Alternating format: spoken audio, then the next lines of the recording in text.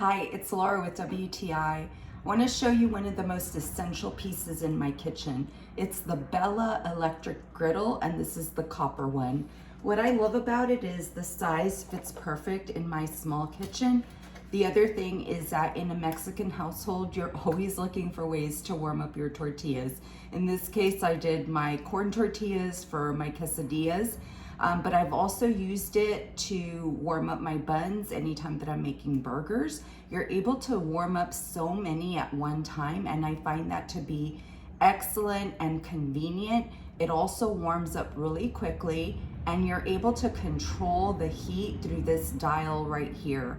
Now, if you want to use it for a traditional use like your pancakes, your eggs and bacon, you're able to. It also has this little compartment where it'll catch all of the oil as well. For me and my tortillas, it's the best thing ever for my kitchen. That's the Bella electric griddle, and that's just my point of view.